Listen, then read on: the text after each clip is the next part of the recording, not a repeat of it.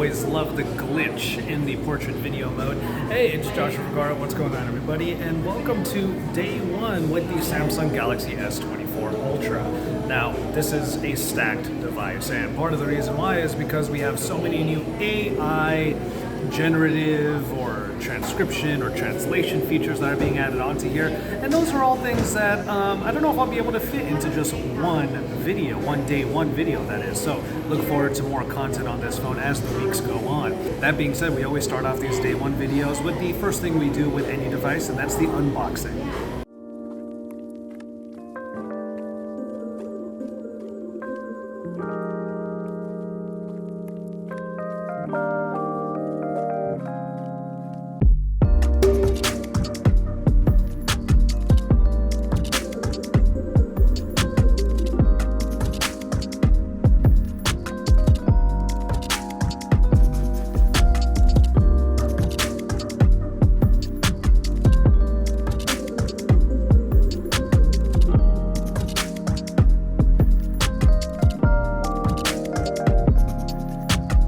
Okay, turning off that gimmickry for now.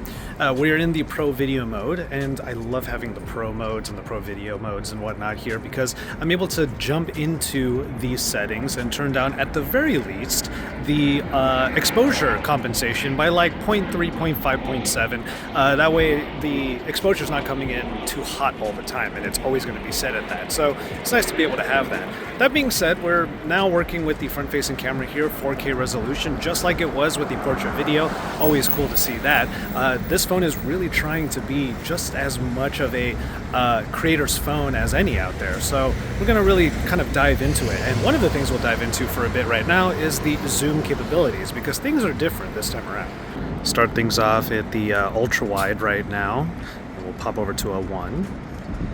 Move it over to a 3, where we are cropping, or not cropping, this is one of the other telephotos. And then the telephoto after that is now a 5 times, and you can kind of see the change happen there.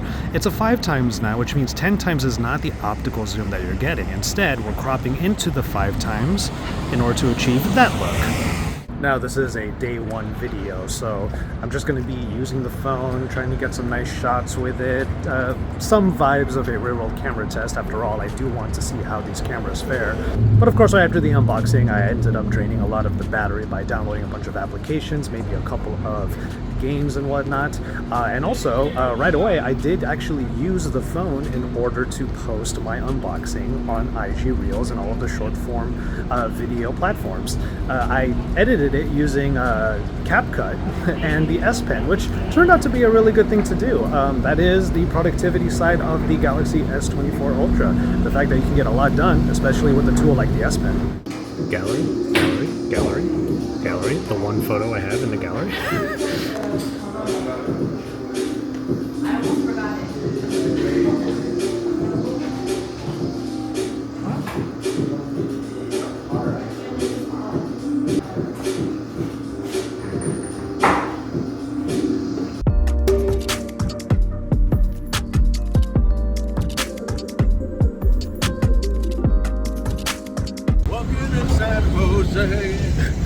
Now, obviously I'm going to be chiming in, giving some extra thoughts on the phone and on the cameras and on the AI stuff, but for now I just wanted to jump onto here. We're walking from the cafe that I was at where I filmed the unboxing, heading back to our hotel here in San Jose, and I gotta say, a good 5X, it's doing it for me, in all honesty. This is an optical 5X, which means that we're not relying on cropping in or processing from the 3X in order to achieve that type of focal length. No, we're not going to get an optical 10X anymore, so that's the one that's kind of going to suffer. So if you really wanted to just go really far with the zooms, you're going to start seeing some of those watercolor effects pretty early on.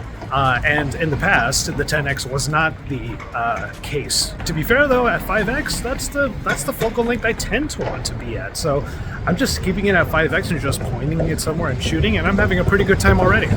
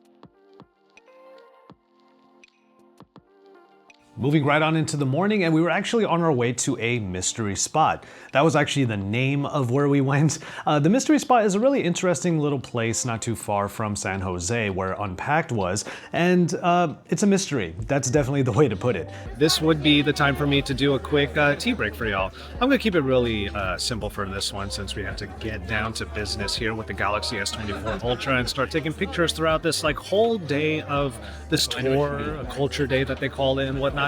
I'll just ask everybody, what's going on, everybody? Let me know how you're doing in the comments. I just want to remind everybody, take care of yourselves. And sometimes that would mean making your own latte in the morning, which is exactly what I did here. So whatever it looks like, take care of yourselves. It can come in so many different forms, and whatever it is for you, let me know in the comments. So obviously we're working with the Galaxy S24 Ultra and all the different AI features, but these two actually just tried the live translation on the device. And he was so upset about it, he walked away. Like immediately. He was just like, no. Kogan just walked off. So it's all on device. That being said, it's a little bit slow.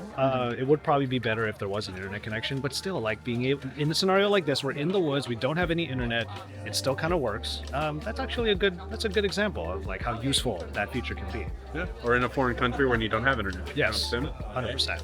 There's like this cabin that was there that was built a long time ago, but the person who put that up noticed that there was a weird sort of slant to everything, and it wasn't necessarily just because the floor or the ground of that area was actually slanted. There was just this weird thing going on where various areas of the mystery spot would be level even when to the naked eye it did not seem so. There were a bunch of these little demos throughout the entire time where we were being shown like planks of wood that looked like they were definitely at an angle, and then the tour guide would pour water and it would all come out from the part that you wouldn't think.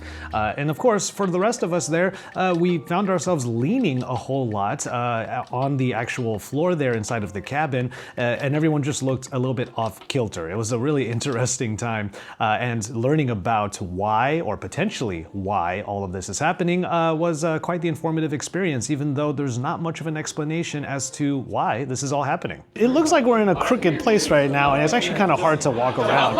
But yeah, we're taking pictures with the S24 Ultra of all of us just like leaning at 17 degrees, even though, yeah, like we're all like off kilter right now. It's just the best way for me to put it. That being said, I did do a screen recording of the camera app trying to actually level it to where everything would be just at the right angle or at the right perspective. But even the phone itself was like, no, that's not actually straight. You want to go this way. And of course, that made everything look tilted. And it's a good example of just how many tools there are available in the camera of the Samsung Galaxy S24 Ultra. I was using the Pro mode here with the grid lines enabled, and there is usually a little leveler in the middle, just helping you get the right perspective so that all of your shots are level. That was just really hard to do while we were at the mystery spot. And Samsung had quite a bit planned for us, going from the mystery spot to a few other areas, and I was really curious about what we were going to be doing or what these particular excursions or experiences were going to be like, especially what lunch was going to be like.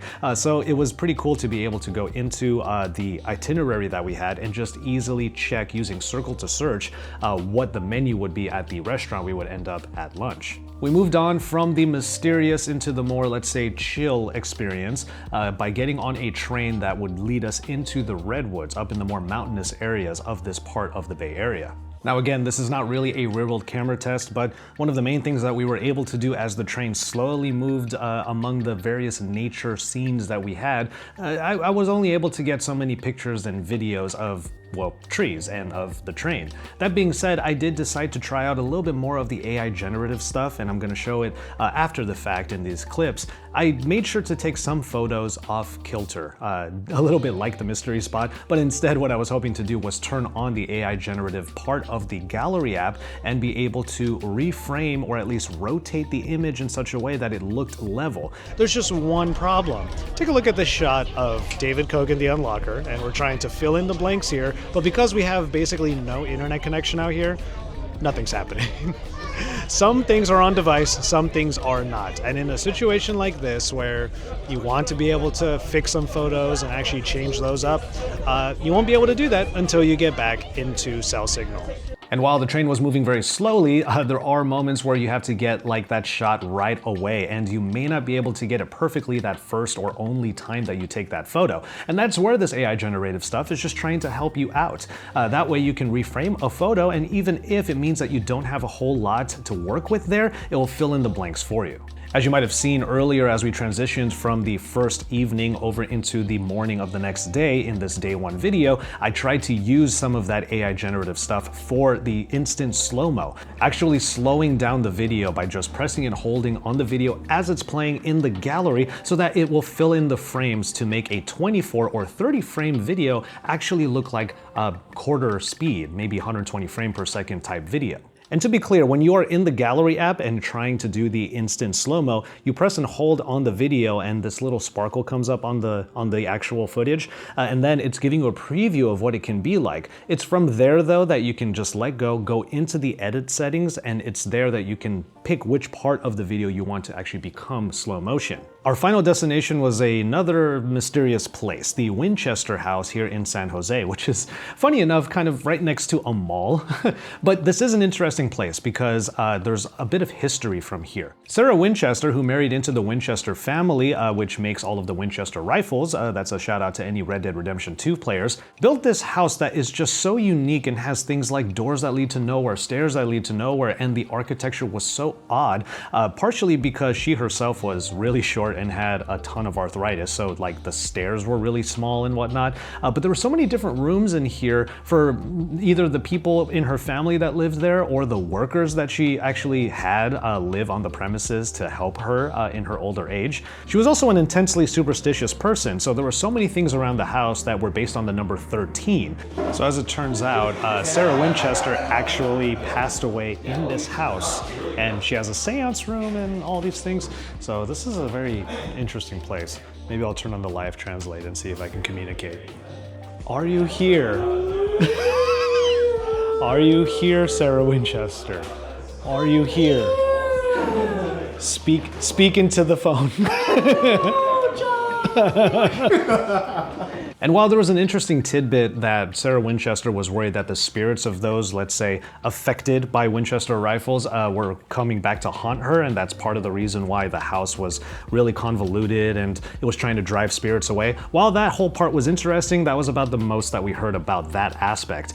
So there were some interesting aspects to it, but overall it was about how odd the architecture was. And it was also a low light scenario that really pushed the cameras of the Samsung Galaxy S24 Ultra, both in photo and video. Overall, I'm thinking that the photos and videos coming from here are hitting way more than they used to on previous generations of the device. Whether or not that's because of the AI generative stuff or just the AI in general remains to be seen, because I have to maybe compare the cameras on here to the previous generation and also to other phones that don't lean into the AI stuff as much. Like I said in my previous video, it's interesting that now we are saying the words AI when it comes to camera processing, because in the past we just called it filters or AI processing or HDR or whatnot. Now it's all under this umbrella term that is AI. It's still clear that the S24 Ultra is still a great companion to have on the daily. Like when I got back from all of those excursions and needed to take a break, lying down in bed and just watching stuff on this wonderful dynamic AMOLED display, watching YouTube videos like Abroad in Japan, or playing games like Marvel Snap. And speaking of games, it led us to one final place in order to enjoy our final night here in San Jose, and that would be a place called Mini Boss, this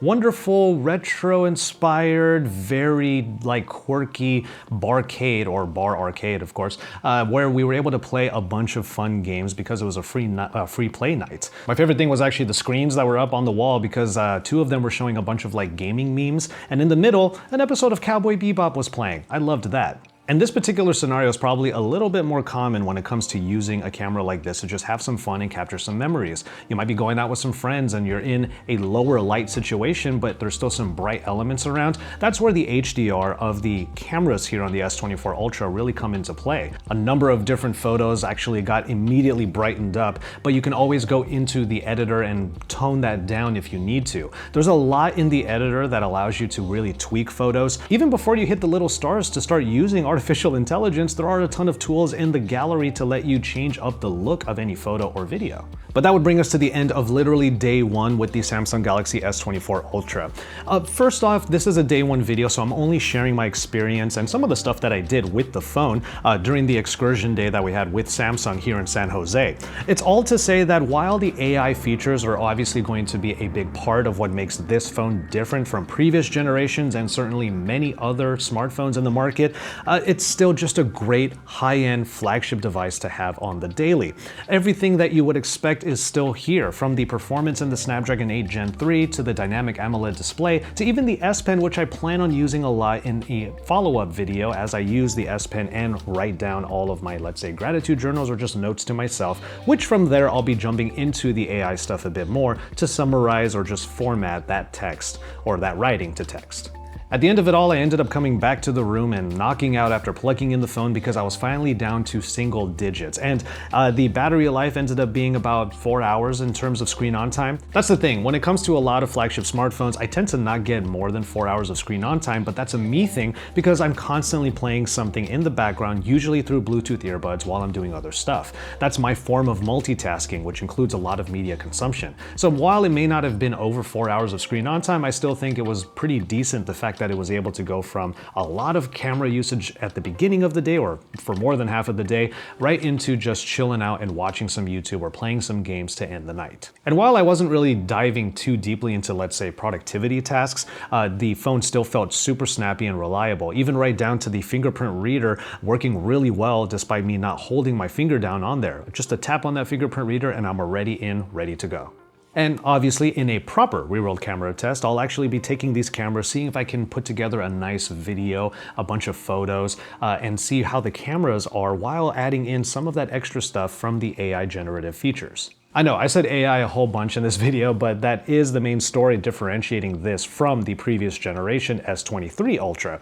Does that mean that this phone is the upgrade that you should definitely be making if you have last year's phone? Well, that really kind of depends. In this day one, what I would call a very normal day of use, the main thing that I was using was Circle to Search, but that is coming to the other devices as well, the other S24 devices and potentially other previous Samsung even foldables. So I'm gonna go ahead and continue using the Galaxy S24 Ultra, especially the camera and especially some of the other AI stuff to see just how much it adds to my daily experience. And you can look forward to that video coming pretty soon. You can look forward to a rear-world camera test and then finally my what worked and what didn't video, really just talking in general about my experience with this device. And you can look forward to that by subscribing to my channel. With all of that said though, I'm gonna finally conclude this day one video on the S24 Ultra. Yeah, let me know what you think about everything that you saw in this video in the comments downstairs, and from there I'm gonna go ahead and call it on this one. Thank you so much for kicking it with me again today. Please take care of yourselves and each other and enjoy your tea, everybody.